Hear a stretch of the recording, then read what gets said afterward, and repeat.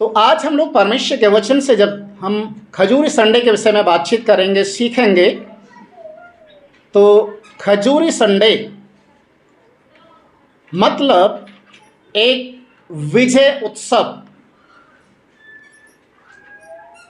प्रभु यीशु मसीह के विषय में इस प्रकार से बाइबल में हम पढ़ते हैं। प्रभु यीशु मसीह यरूशलेम के अंदर एक बार नहीं, दो बार नहीं, वो बार बार गया। यरूशलेम की एक एक गली से गुजरा और बाइबल हमें बताते कि वहाँ पर ऐसा कोई भी नगर या कोई ऐसी गली या कोई ऐसा घर नहीं था जहाँ पर प्रभु यीशु मसीह ने अपने वचन को लोगों के बीच में नहीं बांटा हो और लोगों ने चंगाई नहीं पाई हो। परमेश्वर का वचन हमें बताता है कि यीशु मसीह इस दुनिया के अंदर एक राजा के रूप में आए, एक प्रभु के रूप में आए। पर शायद संसार के लोग उस बात को नहीं समझ पा रहे थे कि यीशु मसीह है कौन। यहाँ तक बाइबल हमें बताती है कि यीशु मसीह के जो चेले लोग थे, यीशु के साथ रहे, वो भी कई बार कंफ्यूज होते थे कि यीशु मसीह है कौन। जो आज्ञा देता है, आंधी तूफान भी शांत हो जाते हैं, आज्ञा देता तो पेड़ सूख जाता है, ये है कौन। यीशु मसीह जब किसी आराधनालय में जाते थे, चर्च के अंदर जाते थे और प्रचार करते थे, तो बाइबल में लिखा है वो फरीसी और शास्त्री लोगों के समान प्रचार नहीं करते थे, बल्कि बाइबल हमें बताते वो अधिकार के साथ प्रचार करते थे। हालेलुया। और यहां तक कि दुष्टात्मा यीशु मसीह को देखकर चिल्लाती थी, चीखती थी, हे यीशु परमेश्वर की संतान, हम पर दया कर, हमें क्यों दुख देने के लिए आया है। और यीशु मसीह क्या कहते थे उनसे, चुप हो जा, चुप हो जा और इसमें से निकल जा। और बाइबल हमें बताती है कि दुष्टात्माएं तुरंत लोगों के अंदर से निकल कर भागते थे और लोग ठीक होना शुरू करते थे। आज मैं आपको परमेश्वर के वचन से उन बातों को बताने के लिए कोशिश करूंगा कि पाम संडे है क्या। पाम संडे के दिन ऐसा क्या हुआ था कि पूरे यरूशलेम के लोग यीशु मसीह को देखने के लिए, उसका दर्शन पाने के लिए वो इतने बेताब थे कि यीशु के पीछे होशाना के गीत गाना शुरू कर दिया। Hallelujah, hallelujah. सारे के सारे लोग, केवल यरूशलेम के लोग नहीं बल्कि बैतनिया के लोग और गलीली लोग, जो वहां पर जितने भी आसपास के क्षेत्र के लोग थे, वो सब के सब सुन सुनकर, और यहां तक बाइबल हमें बताते कि फरीसियों का एक बड़ा एक समूह, एक बड़ा बहुत सारे लोगों का एक समूह यीशु मसीह के आश्चर्य कर्मों को देखने के लिए और एक छानबीन करने के लिए आया कि क्या यीशु ने हकीकत में एक 4 दिन के मुर्दे को जिंदा किया है। हम उसे देखना चाहते हैं, हम उसे देखना चाहते हैं। और फरीसियों का एक बड़ा समूह जब आया और लाजर को देखा यीशु मसीह के साथ, तो उनमें से बहुत सारे लोगों ने यीशु में विश्वास किया। Hallelujah, hallelujah. प्रभु का वचन हमें इस बात को सिखाता है कि यीशु मसीह दाऊद के गिरे हुए सिंहासन को उठाने के लिए आया। वो दाऊद की संतान बनकर इस दुनिया में आया। और बाइबल हमें बताती है कि यीशु मसीह वो प्रभु है जिसके विषय में लिखा हुआ था कि तेरे सिंहासन पर राजा होने के लिए सदा तक होते रहेंगे, तेरा सिंहासन खाली नहीं रहेगा। और दाऊद का सिंहासन, इस्राएल का सिंहासन, जो महिमा का सिंहासन कहलाता है, वो यीशु मसीह ने स्थापित कर दिया। हालेलुया। जब यीशु मसीह 12 साल की उम्र में थे, तो यरूशलेम के मंदिर के अंदर लोगों के साथ उसने बातचीत करना शुरू किया। लूका रचित सुसमाचार आप निकालेंगे,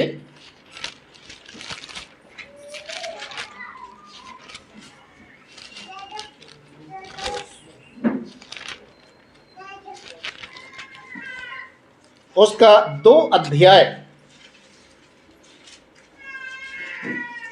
इसके 48-49 पद को हम पढ़ेंगे और यहाँ पर लिखा हुआ है, अगर 47 से पढ़ेंगे तो लिखा है, जितने उसकी सुन रहे थे वे सब उसकी समझ और उसके उत्तरों से चकित थे। तब वे उसे देखकर चकित हुए और उसकी माता ने उससे कहा, हे पुत्र, तूने हमसे क्यों ऐसा व्यवहार किया? देख, तेरा पिता और मैं कुढ़ते हुए तुझे ढूंढते थे। उसने उनसे कहा, तुम मुझे क्यों ढूंढते थे? क्या नहीं जानते थे कि मुझे अपने पिता के भवन में होना अवश्य है?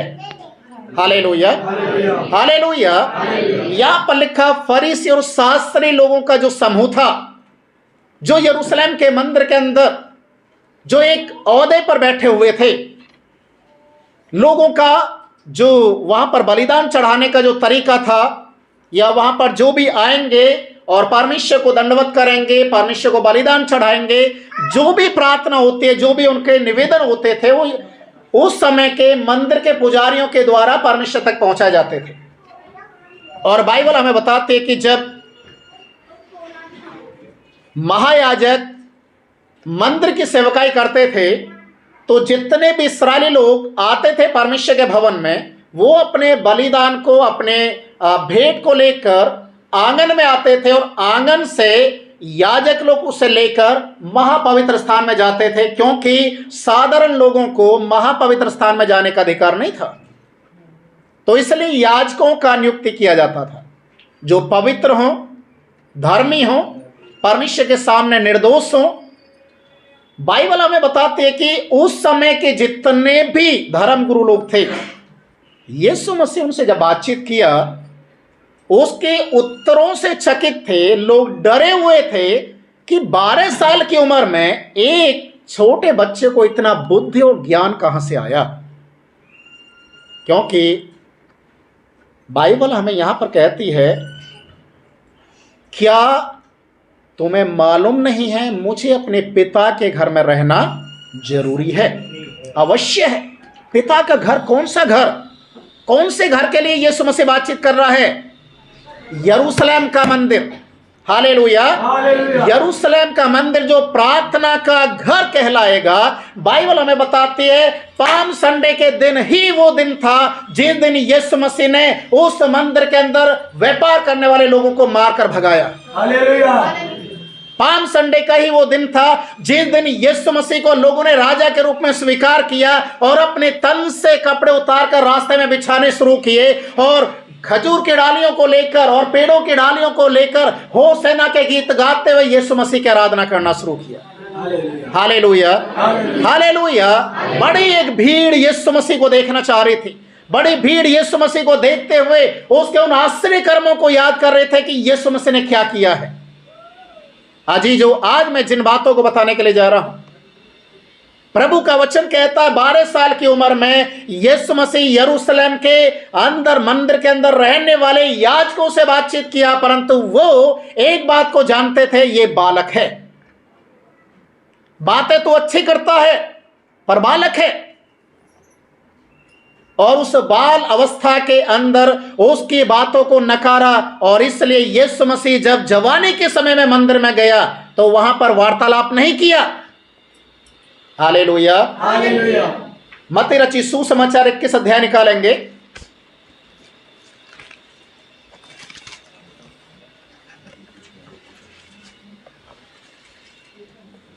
इसके 12 पद से हम पढ़ेंगे तो यहां पर लिखा हुआ है, यीशु ने परमेश्वर के मंदिर में जाकर उन सब को जो मंदिर में लेन देन कर रहे थे निकाल दिया और सराफों के पीड़े और कबूतर बेचने वालों की चौकियां उलट दी और उनसे कहा, लिखा है मेरा घर प्रार्थना का घर कहलाएगा, परंतु तुमने उसे डाकुओं की खो बना दिया। Hallelujah, hallelujah. यही वो सत्य थे जो 12 साल की उम्र में यीशु मसीह ने कहे।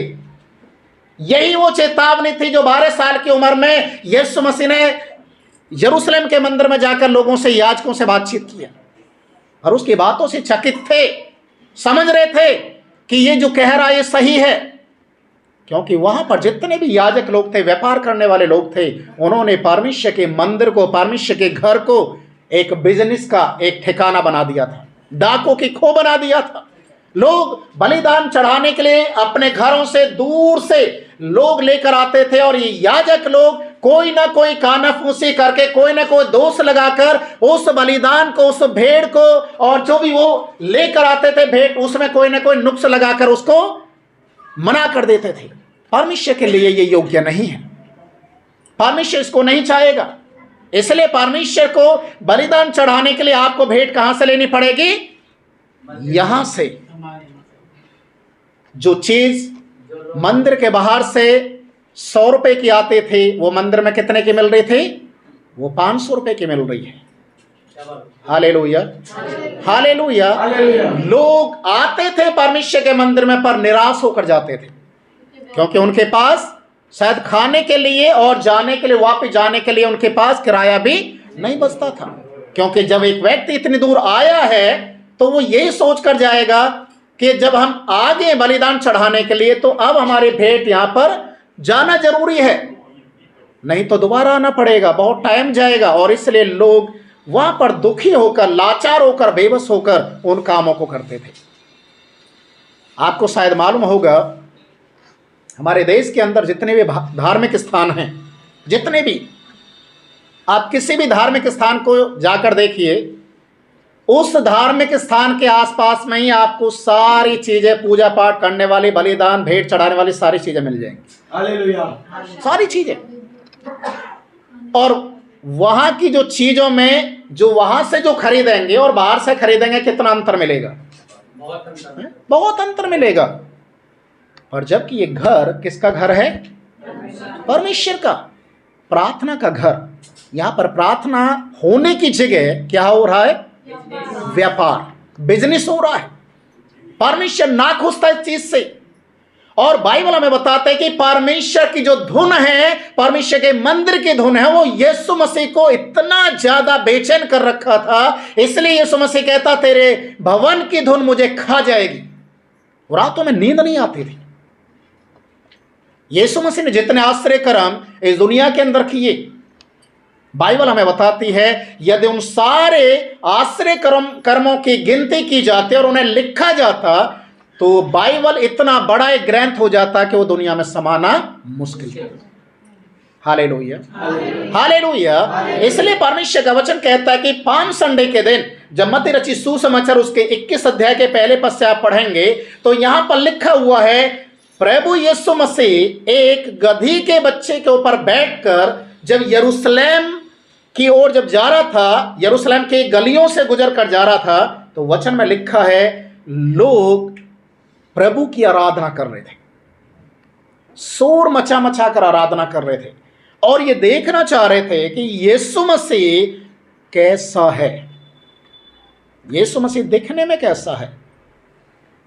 अभी थोड़ी देर पहले एक शब्द बोला गया, और यहां पर लिखा हुआ ये सारी चीजें कि चेलों ने जाकर यीशु, जैसा यीशु ने उनसे कहा था वैसा ही किया, और गधी और बच्चे को लाकर उन पर अपने कपड़े डाले और वह उस पर बैठ गया। तब बहुत से लोगों ने अपने कपड़े मार्ग में बिछाए और अन्य लोगों ने पेड़ों से डालियां काट कर मार्ग में बिछाई। जो भीड़ आगे आगे जाती और पीछे पीछे चली आती थी, वे पुकार पुकार कर कहते थे, दाऊद के संतान को होसना, धन्य है जो प्रभु के नाम से आता है, आकाश में होसना। Hallelujah, hallelujah. आपने शायद देखा होगा, पाम संडे के दिन बहुत सारे जलूस निकलते हैं, है ना। लोग खजूर की डालियों को लेकर और पेड़ पौधों की डालियों को लेकर निकलते हैं, गीत गाते हुए। जैसे झांकी निकलते हैं, बहुत सारे लोग झांकी निकालते हैं, वैसा ही यीशु मसीह का जो जुलूस निकलता है। पहले दिल्ली में बहुत होता था, और अभी इस समय जो प्रेजेंट टाइम में ऐसा नहीं है, क्योंकि बहुत सारी चीजें बैन कर दी गई हैं या परमिशन नहीं मिल रही है उनको। पर वचन हमें इस बात को सिखाता है, यीशु की जो महिमा थी, यीशु मसीह इस दुनिया के अंदर आने का जो उसका उद्देश्य था, लोगों को परमेश्वर के बारे में जानकारी देना कि परमेश्वर है कौन। आपको शायद ये बात सुनकर ताज्जुब होगा, इस दुनिया के अंदर यदि परमेश्वर को किसी ने प्रकट किया है कि परमेश्वर कैसा है, यीशु के अलावा कोई दूसरा नहीं है। हालेलुया, कोई दूसरा नहीं है। क्योंकि यूहन्ना रचित सुसमाचार पहले अध्याय के 18 पद में लिखा है, परमेश्वर को कभी भी किसी ने नहीं देखा, कभी किसी ने नहीं देखा, और यीशु मसीह ने उससे क्या किया है? प्रकट किया है। हालेलुया।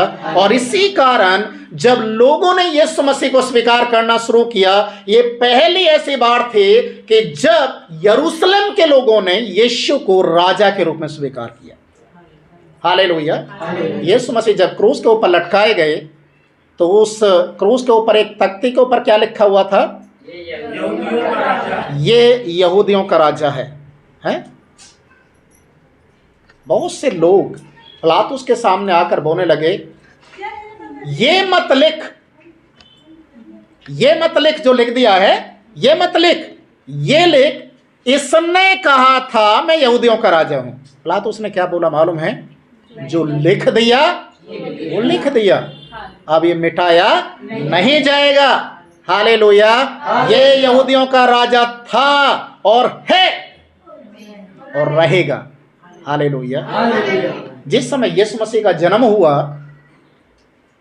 उस समय ज्योतिषी लोग, गडरिये लोग और बड़े बड़े जो बिजनेसमैन लोग यीशु मसीह का दर्शन करने के लिए यीशु मसीह के पास गए। पर विशेष मेरा जो फोकस है समझाने के लिए ज्योतिषी लोगों के लिए, जो ज्योतिषी गए, कितने ज्योतिषी गए? 3। ठीक है। कहां से गए? पूरब देश। पूरब देश कौन सा देश है? हाँ, ये हमारा जो देश है ये भारत देश है। और जितने ज्योतिषी लोग पाए जाते हैं, जो ग्रंथों का ज्ञान रखने वाले, वो भारत के अलावा कहीं भी नहीं है। हालेलुया। तो उस समय के ज्योतिषी लोगों ने इस बात को जाना कि एक जगत का उद्धार करता, एक राजा पैदा होने वाला है, और वो भी कहां पैदा होने वाला है? यरूशलेम में। तो ये ज्योतिषी लोग हमारे देश से चलते हुए गए, सालों साल इनको शायद लग गया होगा, है ना? ये पैदल शायद घोड़े या गधे की सवारी से लोग गए, और जब वहां यरूशलेम में पहुंचे तो बाइबल में लिखा हुआ है, ये ज्योतिषी लोग किसके घर में पहुंच गए? उस देश का जो राजा था। हालेलुया। उस देश के राजा के महल में जाकर उनसे पूछने लगा, यहां पर एक राजा का जन्म हुआ है, कहां है? हम उसको दंडवत करने के लिए आए हैं। क्योंकि ये ज्योतिषी लोग हैं, शायद माथे पहन के चंदन का टीका लग रहा होगा, शायद कंठमाला और गेहुए कलर के कपड़े पहने होंगे, हो सकता बिल्कुल व्हाइट कपड़े पहन रखे होंगे। इनका जो वेशभूषा था उसको देखकर राजा भी डर गया।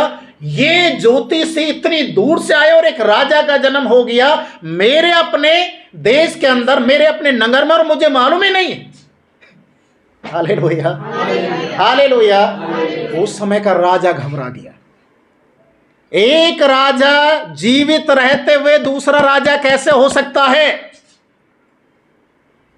पूछा, याद करो, तुम सही बोल रहे हो? बोला, हाँ, हमने आसमान में एक तारे को देखा। उस तारे को देखते देखते कहां से चलकर आ रहे हैं? पूरब देश से चलते हुए यहां आए, ये तारा यहीं रुक गया है। हालेलुया। राजा ने भी क्या किया? अपने ज्योतिषी लोगों को, जो व्यवस्था को जानने वाले लोग थे, उनको बुलाकर बोला, निकालो व्यवस्था को, खोल कर दिखाओ कि क्या ये बात सत्य है। उन्होंने बोला, हाँ, लिखा तो है, हे बैतलहम, हे बैतलहम, तुझ में एक अधिपति पैदा होगा। हालेलुया। हालेलुया। बोला, हाँ, ये बात सही है। तो ज्योतिषी लोगों को बोला, जाओ तुम जाकर पहले उसे ढूंढो, दंडवत करो, मेरे पास आकर मुझे भी बताओ, मैं भी क्या करूंगा, उसे दंडवत करूंगा। पर उसके मन में क्या चल रहा था? उसके अंदर छल था। हाँ, छल था। वो अपने जीते जी दूसरे को राजा करके नहीं मान सकता, स्वीकार नहीं कर सकता। पर यीशु मसीह जन्म से ही राजा था। हालेलुया। और इतने सालों के बाद आज वो राजा, यरूशलेम के लोग उसे राजा के रूप में स्वीकार कर रहे हैं। हालेलुया। प्रभु के नाम को धन्यवाद हो। यहाँ पर लिखा हुआ है, लोगों ने यीशु के सामने जो गधे पर बैठा हुआ था, अभी इस गधे के बारे में थोड़ा सा बताऊंगा तो आपको थोड़ा मजाक जैसा लगेगा।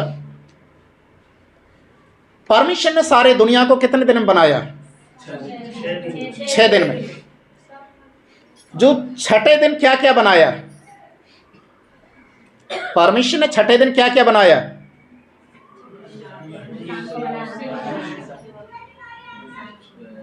नहीं मालूम? ओके, उत्पत्ति किताब निकालो।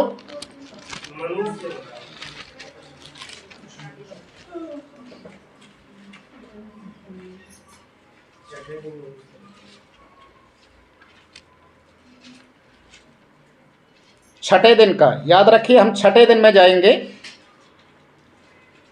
26 पद से आप पढ़ेंगे।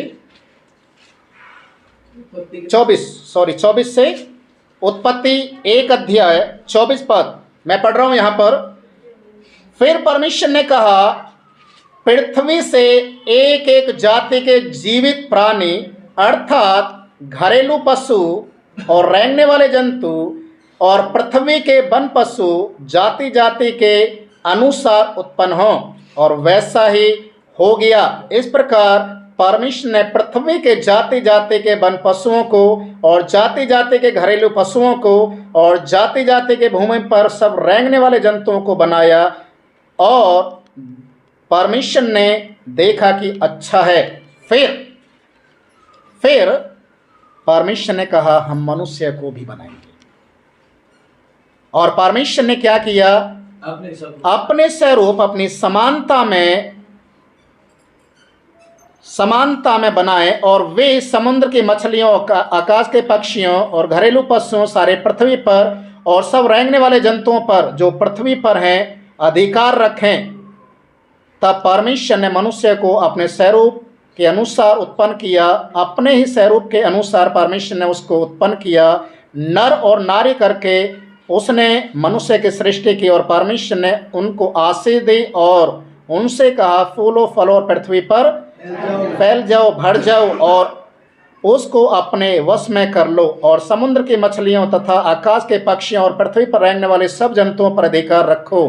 फिर परमेश्वर ने उनसे कहा, सुनो, जितने बीज वाले छोटे छोटे पेड़ सारी पृथ्वी के ऊपर हैं और जितने वृक्षों में बीज वाले फल होते हैं, वे सब मैंने तुमको दिए हैं, वे तुम्हारे भोजन के लिए। और जितने पृथ्वी के पशु और आकाश के पक्षी और पृथ्वी पर रेंगने वाले जंतु हैं, जिनमें जीवन का प्राण है, उन सब के खाने के लिए मैंने सब हरे हरे छोटे पेड़ दिए हैं। वैसा ही हो गया। तब परमेश्वर ने जो कुछ बनाया था सबको देखा, तो क्या देखा कि वह बहुत ही अच्छा है। तथा सांझ हुई, फिर भोर हुआ। इस प्रकार छठा दिन हो गया। छठे दिन का अब मालूम चल गया। छठे दिन क्या हुआ है? छठे दिन क्या हुआ है? जितने घरेलू पशु हैं, घरेलू पशु किस किस को बोला जाता है? हाँ, अरे आप समझदार लोग हैं। हाँ, अभी मैं आपको समझाते हैं। आज घरेलू पशु में वो आते हैं, आप अपने बच्चों को जब गुस्सा करते हैं तो गाली देते हैं उनके नाम से। समझ में आ गया ना? आप अपने बच्चे को जब गाली देते हैं तो आप ये तो नहीं बोलते शेर, चीता, अजगर, ऐसा बोलते हैं? क्या बोलते हैं? गधा, कुत्ता, बिल्ली, है ना? ऐसा बोलते हैं ना, क्योंकि ये इंसान के बड़े भाई हैं। हालेलुया, ये इंसान के बड़े भाई हैं। ये सच्चाई है, क्योंकि पहले उनको बनाया, बाद में मनुष्य को बनाया, तो बड़ा कौन हो गया? तो इसलिए जो आप बोलते हैं अपने बच्चों के लिए, वो गलत नहीं बोलते। ओके, अब वापस हम उसी मत्ती 21 में हम जाएंगे। तो यीशु मसीह जब उस गधे के ऊपर बैठा, ठीक है, तो उस गधे को कवरिंग करने के लिए क्या किया? उसको सजा दिया। आपको मालूम है आप भी गधे हैं, आप भी गधे हैं, और आपके ऊपर इस समय कौन बैठा है? हम लोग पहले संडे स्कूल में बच्चों को सिखाते थे, छोटा सा गधा में छोटा सा गधा, जिस पर यीशु बैठा था छोटा सा गधा, सारे बच्चे गाएंगे होसैना होसैना, सारे बच्चे गाएंगे होसैना होसैना, छोटा सा गधा। समझ में आ गया? तो हम क्या हैं यीशु मसीह के लिए? गधे हैं, पर इस गधे को यीशु मसीह ने क्या किया है? प्यार किया है, उसका गधापन कवर कर दिया। आप इस समय से गधे के ऊपर केवल दिखाई दे रहा, तो क्या दिखाई दे रहा है? यीशु मसीह। Hallelujah, hallelujah. और इस गधे के ऊपर यीशु मसीह लोगों को गधा दिखाई नहीं दे रहा। कौन दिखाई दे रहा है? यीशु मसीह। यीशु मसीह ने क्या बोला? मैंने जगत के मूर्खों को चुना है। हालेलुया। मैंने उनको सुना जिनको सारे लोग क्या बोलते हैं? ये गधा है, बिना दिमाग का है। इसलिए परमेश्वर ने उन लोगों को चुना ताकि वो बुद्धिमानों को क्या कर दे? लज्जित कर दे। Hallelujah, hallelujah. और लोगों ने अपने तन से कपड़े और खजूर के डालियों को, पेड़ों से डालियों को काट काट कर कहां बिछाई? रास्ते में बिछाई। उनके ऊपर कौन चल रहा था? यीशु मसीह तो गधे के ऊपर था, गधा चल रहा था, पर आदर किसको मिल रहा है? यीशु मसीह को। Hallelujah, hallelujah. जब आप यीशु मसीह में जीवन को बिताना शुरू करते हैं, प्रिय भाई और बहनों, आप कोई भी हैं, कैसे भी हैं, आप गरीब हैं, अमीर हैं, पढ़े हैं, अनपढ़ हैं, गंवार हैं, कोई भी क्यों ना हो, यदि यीशु मसीह आपके ऊपर है, यीशु मसीह को आप जानते हैं, तो लोग आपको नहीं देखेंगे, आपके अंदर यीशु को देखेंगे। Hallelujah, hallelujah. इसलिए परमेश्वर का वचन कहता है कि लोगों ने उस गधे को नहीं देखा बल्कि यीशु मसीह को देखा, और यीशु मसीह को राजा के रूप में स्वीकार किया, होसैना के गीत गाने शुरू किया। और जब ये भीड़ का भीड़ यीशु मसीह के पीछे चल रही थी, आगे पीछे भीड़, एक बड़ी भीड़ चल रही है। एक चीज और मैं बताना चाहता हूं, यूहन्ना रचित सुसमाचार आप निकालें, उसका 12 अध्याय 17 और 18 पद आप पढ़ें जरा। यूहन्ना 12 17 और 18 पद। 12 का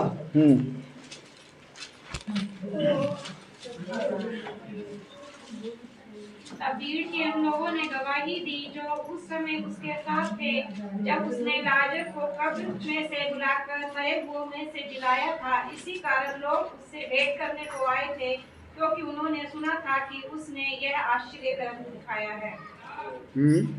19 में तब फरीसियों ने आपस में कहा, सोचो तो सही कि तुमसे कुछ नहीं बन पड़ता, देखो संसार उसके पीछे हो चला है। Hallelujah, hallelujah.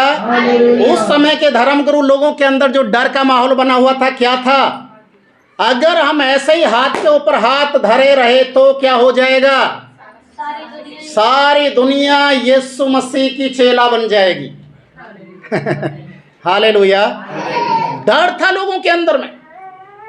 और सबसे बड़ी बात है कि लाजर जो दफनाए हुए 4 दिन हो चुका था, यीशु मसीह ने जिसे मरे हुए में से जीवित कर दिखाया, लोग उस लाजर को भी देखना चाह रहे थे कि वो है कैसा। लोग यीशु मसीह को राजा के रूप में स्वीकार कर रहे हैं, गीत गा रहे हैं। फरीसी लोगों को टेंशन बन रहा है। आज आपको मालूम, हमारे देश में बहुत सारे लोगों को टेंशन बना हुआ है? अगर हम चुपचाप रहे तो क्या हो जाएगा मालूम है? सारे लोग यीशु मसीह को मानने लग जाएंगे। पर यीशु मसीह ने क्या बोला? यदि ये चुप रहेंगे यदि ये चुप रहेंगे तो क्या होगा? पत्थर चिल्लाने लग जाएंगे। आज ये जो आज परमेश्वर का वचन कहता है, परमेश्वर हमारे हृदय को जो पत्थर रूपे उसे भी निकालता है। Hallelujah, hallelujah. यहां तक कि बाइबल में लिखा है, छोटे बच्चे, दूध पीते बच्चे, मत्ती उसका 21 अध्याय इसके 16वें पद में ऐसा लिखा हुआ है, और उससे कहने लगे, क्या तू सुनता है कि ये क्या कहते हैं? यीशु ने उनसे कहा, हाँ क्या तुमने ये कभी नहीं पढ़ा, बालकों और दूध पीते बच्चों के मुंह से तूने अपार स्तुति कराई। हालेलुया। छोटे बच्चे भी क्या कर रहे हैं?